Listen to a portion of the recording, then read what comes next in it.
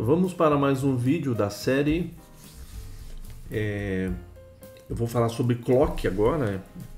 Nós encerramos a parte de mapa de memória, né?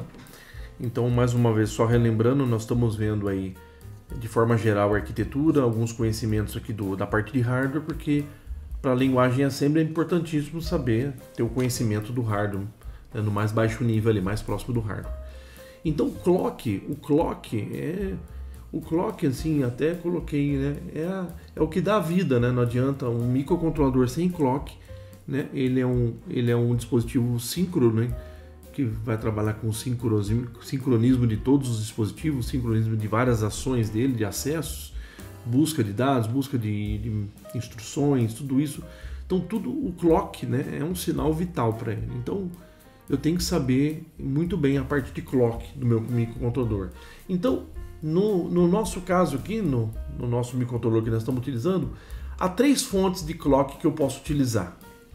Então aqui já são algumas siglas que ele é tratado. O HSI de High Speed Internal é um oscilador, é um RC interno, né, internamente do microcontrolador, que ele já fornece aqui no nosso caso 16 MB. Eu só deixei em destaque aqui porque as configurações padrões, quando você starta o microcontrolador, dá o reset, parte ele de uma primeira vez, do jeito que ele vem configurado, ele vem habilitado para trabalhar com esse, até para funcionar já de imediato. Se você tiver uma aplicação para colocar, a parte do clock vai ser por padrão, por default, eu vou usar o RC interno. E ele, no nosso caso aqui, é um RC, ele vai oscilar em 16 MB, ok? Então é uma possibilidade, né? E é a padrão que vem. A outra possibilidade é o High Speed External. Então é quando eu ponho um cristal oscilador externo. Então nós veremos isso, nós temos isso na nossa Black Pill, né? Aquele de 25 MB. Então a faixa do que eu posso colocar é um oscilador, é um cristal de 4 MB a 26 MB. Na nossa placa nós temos um de 25 MB externo. Só que por default ele não está habilitado, eu precisava fazer modificações, é isso que nós vamos ver. E eu tenho um terceiro que é o PLL, é o Main PLL, que é o PLL principal, tá? O PLL é o Phase Locked Loop, é um multiplicador interno de clock. Então eu posso trabalhar até 100, né, no nosso microcontrolador até 100 MB, ok? Eu tenho um clock lá, eu tenho um clock mesmo externo, ou esse aqui, de 16. Então como é que eu posso chegar? Se eu trabalhar com os multiplicadores aqui no meu PLL, eu posso alcançar até o máximo clock que eu posso trabalhar isso internamente por causa desse PLL que faz o multiplicador interno de clock, e nós veremos isso em mais detalhe. Eu tenho também 2 outras fontes secundárias de clocks, são clocks de low speed, né? Eu tenho a parte do LSI, que é Low Speed interno, então eu também tenho um oscilador, um RC interno, que oscila em 32 kg, né? Enquanto esse aqui é o High Speed em 16 MB, esse aqui é 32 kg, ok? Kilohertz.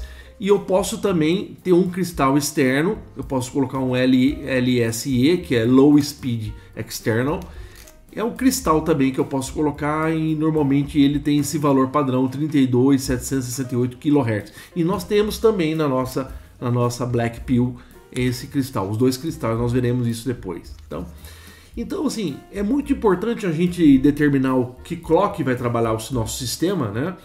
E quais são os clocks que vão atender os vários buzzes, os periféricos, tudo isso tem que saber, porque é importantíssimo, né? Eu controlar, né? Eu saber os tempos que vai gastar no acesso nas instruções, nas temporizações, enfim, hein? Eu preciso determinar exatamente o clock que eu vou trabalhar e conhecer os clocks que vão trabalhar cada periférico, cada barramento, quando eu tenho uma aplicação que eu preciso saber detalhes no tempo certinho, então é importante, ok?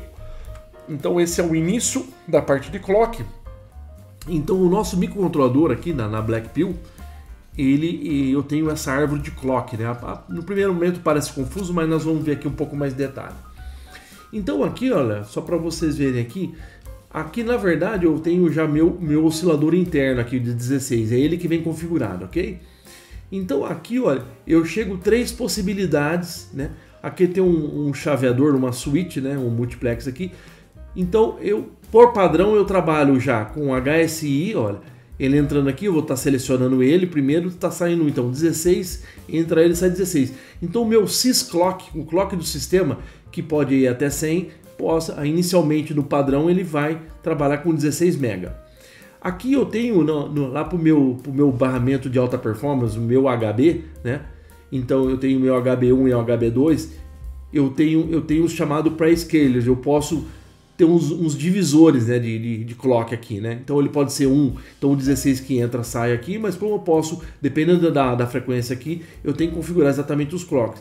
Então eu tenho aqui um pré-scaler que é um divisor que eu posso estar dividindo. Então aqui eu tenho as ramificações. Então aqui, ó, o clock pro meu bus, do meu AHB, é o que sai daqui, né? É o que sai desse pré-scaler. Então o meu clock principal, o sysclock está aqui.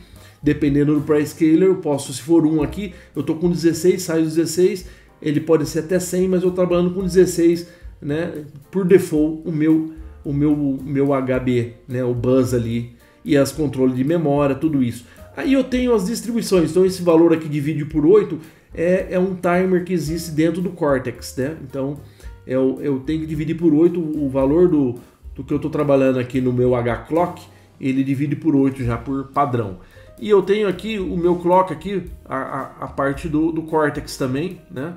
Eu tenho um clock vindo aqui direto que está saindo aqui do meu, que é o meu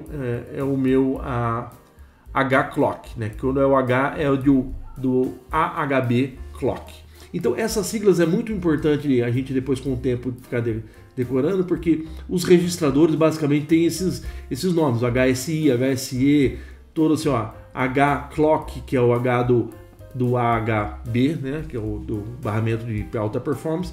Então aqui eu tenho, saindo do pré-scaler também, eu tenho aquele meu barramento de periféricos, né, de alta performance, o APB1 e APB2. Então eu tenho pré-scalers dividindo os clocks também, ok? E aí eu tenho outros clocks para periféricos, tal isso, mas o principal está aqui, né? Por padrão já venho com 16, eu vou trabalhando. Se eu tenho o meu clock externo está aqui, olha. Onde eu tenho ligando um cristal externo aqui. No nosso caso ele é 25, né, que está na placa, mas ele pode ir de 4 a 25. Ele pode estar ligado aqui, mas eu posso vir e estar configurando para trabalhar. Se eu não fizer mudança nenhuma, ele vem com o padrão para trabalhar com o interno. Mas o cristal estando instalado não significa que ele já vai estar funcionando, tem que configurar isso. Então, se eu tiver configurado certinho, se eu tiver instalado aqui o cristal oscilador como nós temos na nossa placa, então eu posso vir aqui e selecionar para ele trabalhar com o HSE, o do meio. Então eu posso trabalhar com o HSE. Então o HSE também eu posso aqui, ó, posso chavear aqui também para trabalhar com, se eu quiser multiplicar, né? Se eu quiser multiplicar o meu valor tanto do interno quanto do externo, então quando eu seleciono aqui, ó, o meu H1, ele pode vir aqui e ao mesmo tempo ele vai entrar aqui no PLL, no meu multiplicador de clock. Então nós vamos ver detalhes. Então ele tem um multiplicador de clock aqui, certo?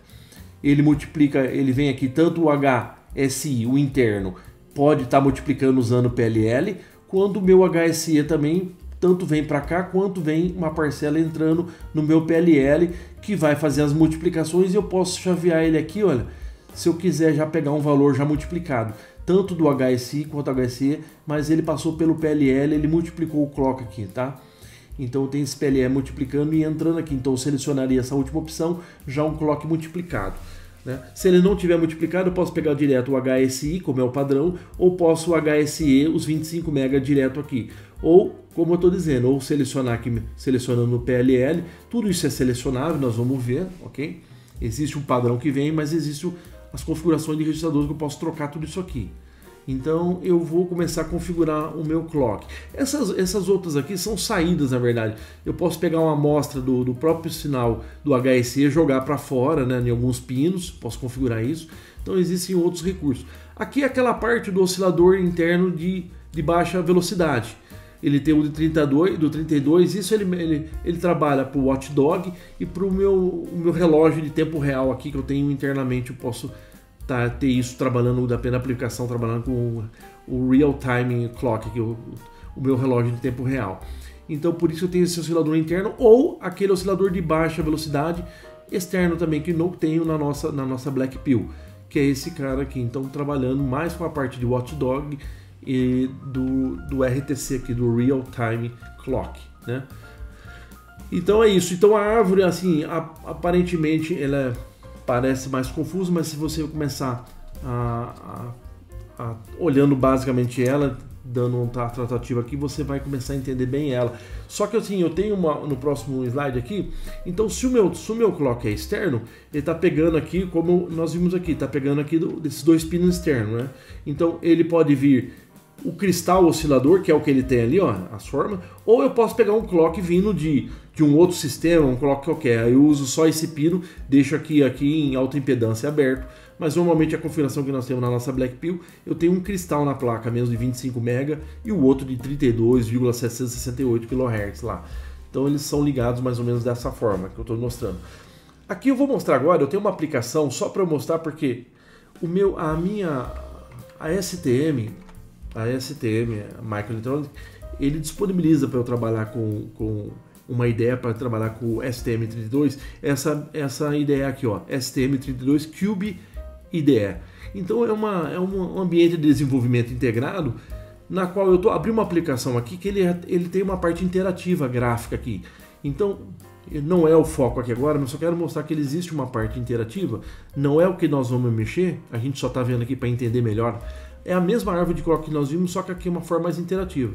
Então, como eu criei um dispositivo para trabalhar numa linguagem mais de alto nível, tipo C, ele vem aqui, eu posso configurar essa janela, onde eu posso configurar só clicando aqui, ó, selecionar todos os clocks. Quando eu sair daqui, ele já vai gerar códigos dessa configuração automaticamente, para otimizar, né, para ganhar tempo aí de quem desenvolve. Mas basicamente é isso, olha, como eu parti agora, essa é uma aplicação nova, ela vem o padrão, então ó, ela está selecionando o meu HSI, o meu RC interno, ok, olha lá, selecionando, é ele que passa.